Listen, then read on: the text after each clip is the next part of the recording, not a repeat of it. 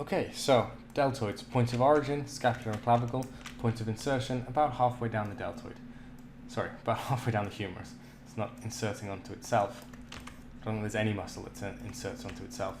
So the name comes from the Greek symbol delta, so that gives you the triangular notion. So you see that bump we were looking at before? Let's just turn our blob off. That bump there on the humerus, that's where the deltoid is going down to.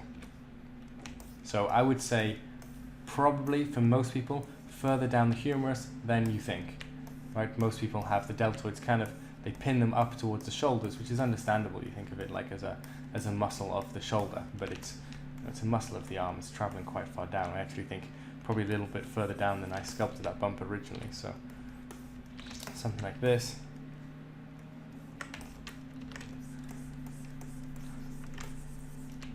So anytime when we're looking at a muscle, we kind of want to go, okay, what is the origin, what is the insertion, and what is the function based off of that? So originating above the humerus on the shoulder girdle, inserting onto the humerus, pulls the humerus up towards the shoulder girdle, it raises the arm.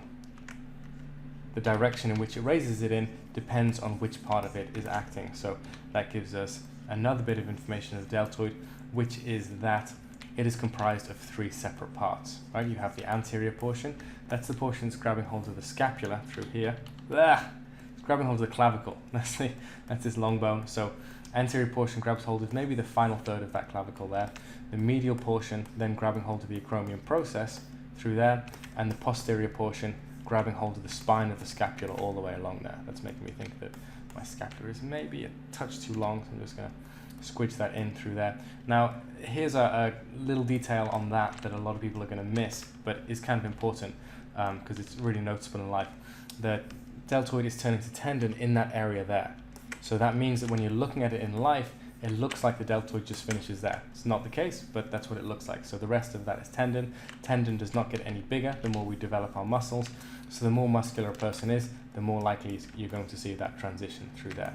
Now, once we've looked at the point of origin and point of insertion, and once we've figured out our function, right, and our function is lifting the arm, but if the portion on the front fires, it's going to lift the arm towards the front, the middle portion fires, it's going to lift it out towards the middle, posterior portion fires, it's going to lift it out towards the back. So just to make that clear, portion on the front fires, boom, pulls that towards the front, posterior portion pulls it towards the back, medial portion pulls it out towards the side, right? Not quite like that, it's not pulling it right out of the socket, but you know, Jesus, use your imagination. So, three different portions, but the problem is now we have a clearly recognizable pattern. Anytime you're studying a muscle, you need to go, what is the pattern? But then you need to go, where does the pattern break? Right? And there is nuance that we need to look at here. One thing I've touched on already, which is that the deltoid muscle bulges out the front here, and then it's flattened across the back through there. So you can actually accentuate that by bashing that down a little bit, something like that. So we have a curve playing off a straight. That's one way that we can break our pattern. And the other way that's really worth looking at is how the medial and posterior heads push towards the front and the anterior head dives underneath. So that gives you kind of an overlap through there. So thinking about the deltoid as having a movement towards the front helps you break that triangular construction, because if you just make a triangle, you're making a symmetrical shape. You don't see symmetrical shapes in nature, at least not perfectly symmetrical ones, so that's something to look out for.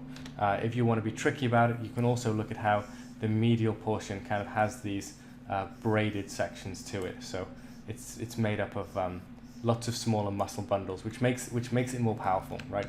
Whenever you see small length muscle fibers, something like that, it's there for power.